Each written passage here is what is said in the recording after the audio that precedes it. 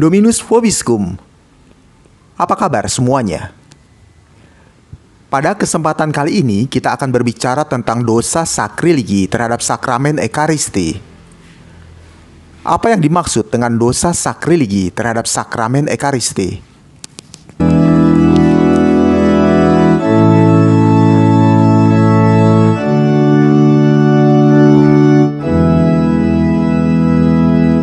Siapapun yang menerima komuni kudus dalam keadaan berdosa berat melakukan dosa sakrilegi, membuatnya bersalah atas tubuh dan darah Tuhan.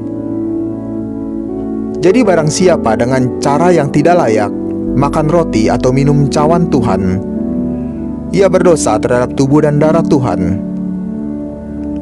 Karena barang siapa makan dan minum tanpa mengakui tubuh Tuhan, ia mendatangkan hukuman atas dirinya. Dikuatkan di dalam 1 Korintus 11 ayat 27 dan 29. Tidak ada perbuatan yang lebih menghormati Tuhan dan dapat menyelamatkan kita selain menerima Ekaristi Kudus dengan taat. Dan sebaliknya, tidak ada yang lebih menghina Tuhan dan membahayakan jiwa kita selain menerima komuni dalam keadaan tidak pantas. Ada begitu banyak orang yang menerima sakramen kudus dengan cara tidak layak, bukan karena mereka mempunyai niat jahat ataupun dengan tujuan jelas untuk menghinakan Tuhan, meskipun hal tersebut mungkin terjadi, tetapi karena mereka tetap ingin menikmati hak istimewa sebagai seorang Katolik, sementara tetap dapat menjalani kehidupan yang tidak bermoral dan berani menerima Sang Pencipta dari segala kesucian ke dalam hati yang tercemar oleh dosa berat. Kejahatan sakrilegi ini dilakukan oleh 3 kelompok orang. Yang pertama, oleh mereka yang dalam keadaan berdosa berat dan menerima komuni setelah menolak absolusi. Yang kedua, oleh mereka yang telah dengan sengaja menyembunyikan dosa berat dalam pengakuan dosa. Yang ketiga, oleh mereka yang meskipun telah mengakukan seluruh dosa beratnya, tetap tidak memiliki penyesalan mendalam atasnya dan tidak memiliki niat yang kuat untuk memperbaiki diri. Oleh karena itu, para imam Katolik terikat tugas untuk memperingatkan umat beriman akan dosa yang sangat berat ini.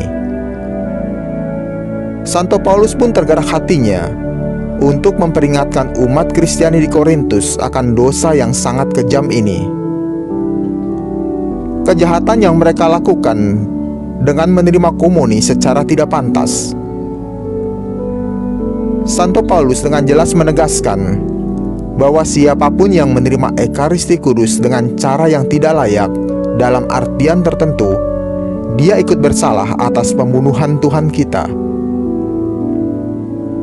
Dosa berat sangat menentang Tuhan, bahwa bila ia mati, dosa akan menghancurkannya. Dengan menerima Tuhan dalam hati yang telah dinodai oleh dosa berat, sama saja dengan menyerahkannya kepada kekuasaan musuh terbesarnya dan memperlakukannya dengan lebih kejam daripada yang dilakukan Herodes. Siapapun yang menerima komuni kudus secara tidak layak adalah Herodes lain.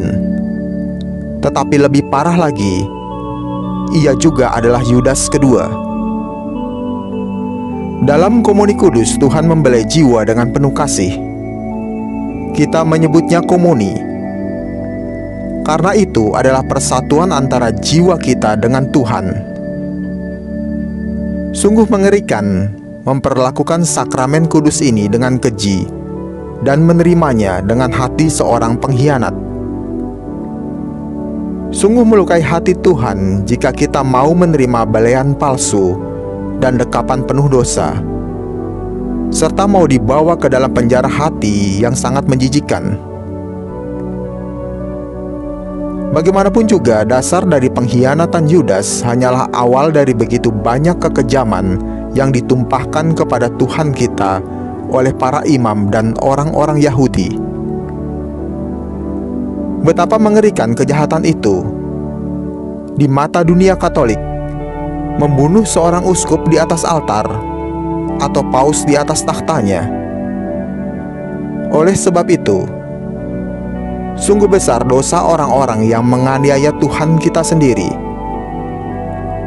Adakah bukti kesabaran Tuhan yang lebih besar selain kesabarannya atas perbuatan keji yang Dia terima ini?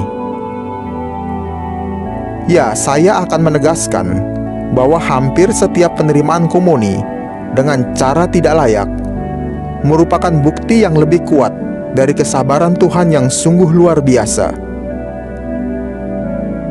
Dalam beberapa hal, kehinaan yang ditujukan kepada Tuhan dalam penerimaan komuni dengan cara tidak layak jauh lebih besar daripada yang ditujukan kepadanya saat kematiannya. Ketika Ia diterima dengan cara tidak layak dalam komuni kudus, Ia disalibkan kembali tanpa adanya pengganti dan tanpa perlawanan. Dia dibawa sebagai tawanan ke dalam penjara yang mengerikan dan menjijikkan dalam hati orang yang penuh dosa. Di sana Ia diikat pada nafsu-nafsu yang Ia benci.